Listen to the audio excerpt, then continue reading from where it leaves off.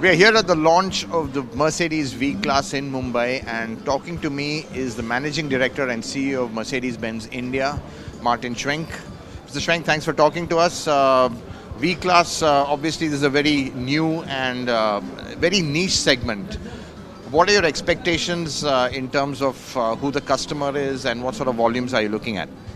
I think with this car we have opened a new segment here. It's a very special car. It's a luxury MPV, and I believe with this model will attract customers from families to businesses of all sorts.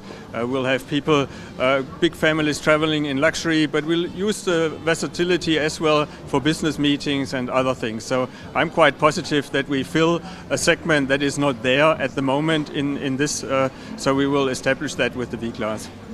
And obviously this comes into this new category of 2,500 units which can be imported in without homologation. Are you going to be taking more advantage of this and with more niche models perhaps? I think it definitely helps us to try out something. With the V-Class we could shorten the time for introduction to the market after a decision was made. It saves us time and it saves some homologation cost.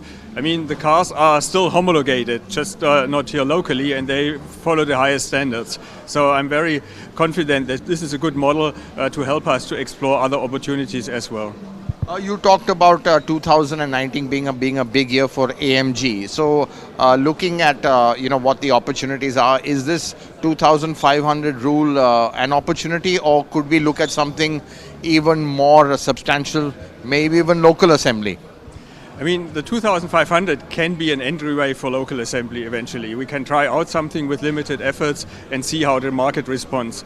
So whether it would be for the V-Class or not, I wouldn't say. But I mean, in principle, it's an opportunity to explore the market with reduced efforts. The AMG follows a broader AMG strategy to roll out our footprint in AMG. It may help, but that's not the driving force there. Yeah? So definitely the entire AMG portfolio is set up to further conquer the market there in the luxury sportive segment there. And where is you've had a pretty flat year. Obviously, you've kept your market share. Going forward, are we expecting growth, or do you think at this base growth is going to be less gradual than what it was? Because you're doing about 15,000 units a year, 15,000 plus units a year. I mean, have we sort of hit the limit for the luxury car segment going forward? I'm absolutely convinced we have not hit the limit. I personally believe the long-term trend is completely unbroken. We'll see the luxury and the overall passenger car market grow over the next years. We always had in the past, and we might have that going forward, some moments where there's a little bit of a weakness, but the long-term trend, they're all intact.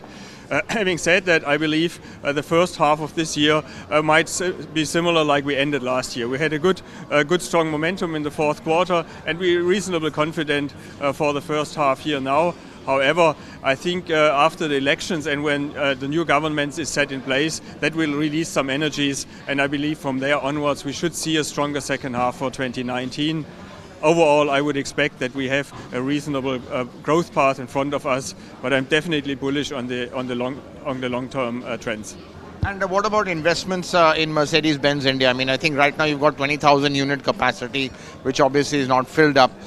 Is there going to be further investment, or I think for the next couple of years, are we going to see you kind of optimizing the plant capacity right now? I think our plant capacity is actually more than 20. It's around 40,000 cars we have capacity. So we still have capacity to produce cars over and above what we have here in principle. So I think we spent 2,200 crores already on setting up that. I think it's a world-class facility. If I compare that, what we otherwise find in the countries, I'm really proud of what has been done here. Having said that, I think we'll still have to do, and we will do investment, but that's more on localizing products, which we'll continue to do, introducing new models, and they require adjustments, modification in tooling, equipment, robotics, whatever.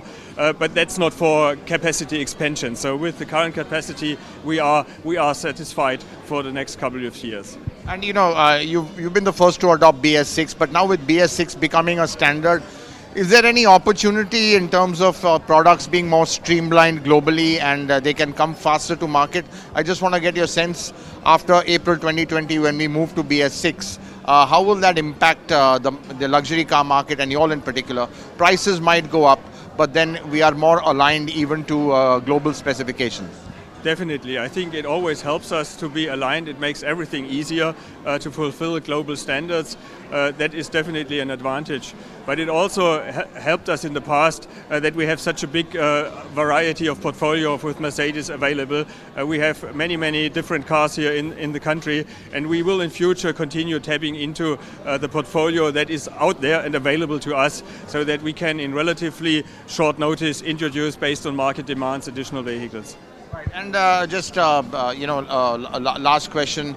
The overall luxury car market, you did say it was, going to be a temporary blip, and you're looking forward to some growth post 2019. I just want to ask you, in terms of trends, are we going to see SUVs still driving this space, or do you think sedans is a very important segment as well? I believe SUVs will be a driver in the market and remain there. On the other hand, I see sedans like the C-Class as a very good product, also for people who want to upgrade, customers who want to go into the brand, and they find a very suitable product there also in the sedan. And also with our long wheelbase in the E-Class, I believe in that type of segment, we also will see continued growth and necessity from the customer base. And last question. You've been here for just about 3 months. What are your first impressions? I have to say I love to be here. Yeah, I had so many interesting interactions. I have seen so many things, and I really have to say India is a fascinating country. It has great people, and I love the team I'm working with. Thanks very much. Wish you all the best.